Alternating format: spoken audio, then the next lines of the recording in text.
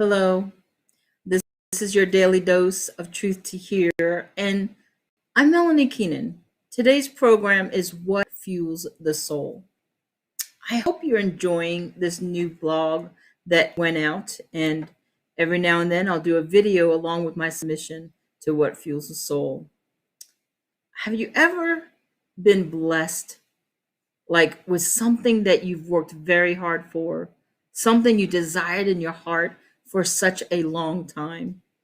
Have you ever got what you wanted, whether it be a family, a job, ministry, opportunities, and you sit there and you say, "Oh my goodness, Father, you have enlarged my territory." But somehow I have this fight or flight response that's kicking in. See, most people think of flight or fight as something that only comes in traumatic situations. But a pastor once told me a long time ago, Melanie, do not sabotage your success. I did not understand what she meant by that. Who would sabotage success? You rejoice and you celebrate. Everyone, including you, celebrates good news. We celebrate the graduation in school. We celebrate getting married and having a baby. We celebrate getting that job that we worked so hard to earn or the promotion. We celebrate being healed from sickness or disease, remission of cancer. We even celebrate the dream that God has given us in a vision, seeing it manifested. And while it is all so sweet, a blessing, every single situation I mentioned to you just now, well, they all come after you worked hard for it. They've all come after you have given everything you got, sometimes for many years. But they also come with something else. They come with a shift, a personal shift.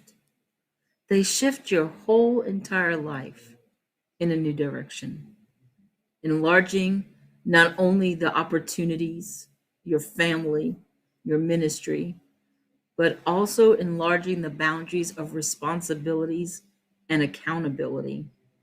Luke 12:48 states this. Why don't you look at it with me? It states,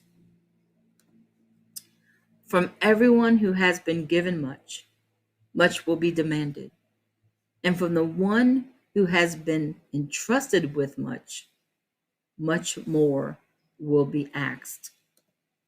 I know you know that verse probably like the back of your hand. But did you just sigh? I know you did. You took a deep breath of acknowledgement.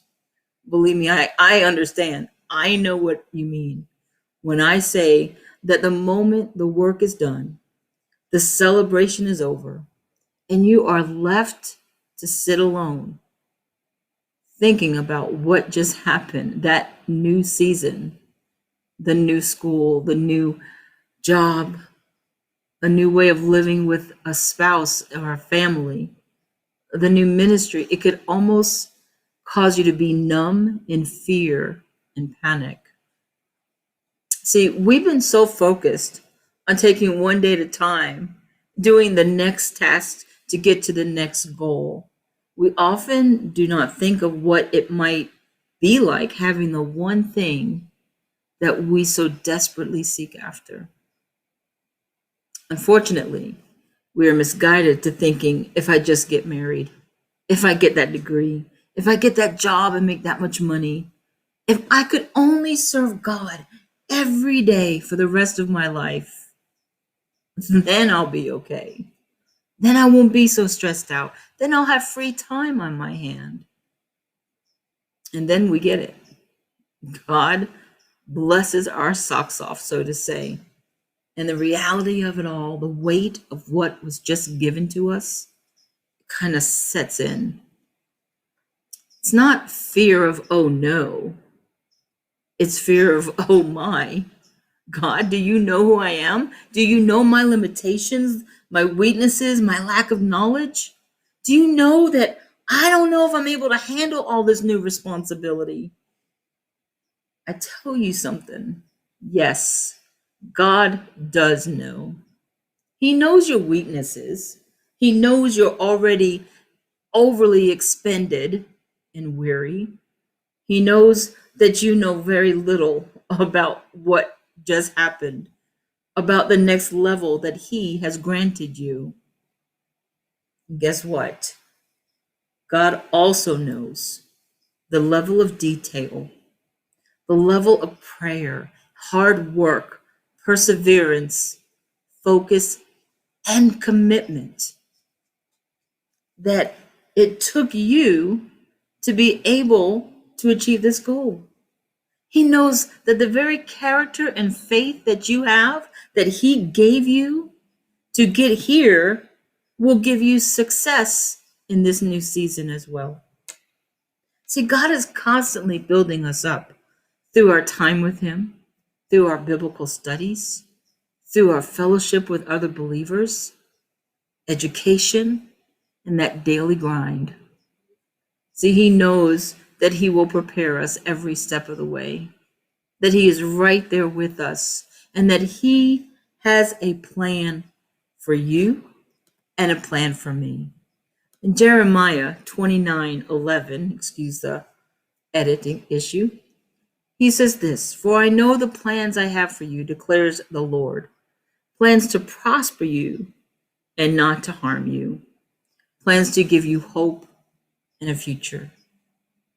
So when that panic sets in, when you feel like, oh no, God, do you know who I am?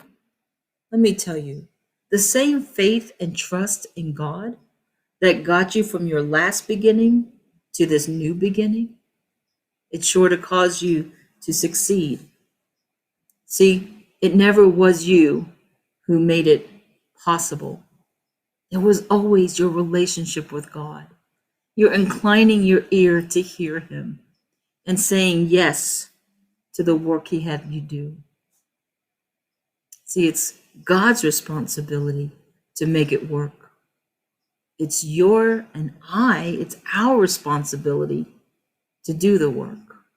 See, God has all the provision, all the context, and all the time already assigned to you and I.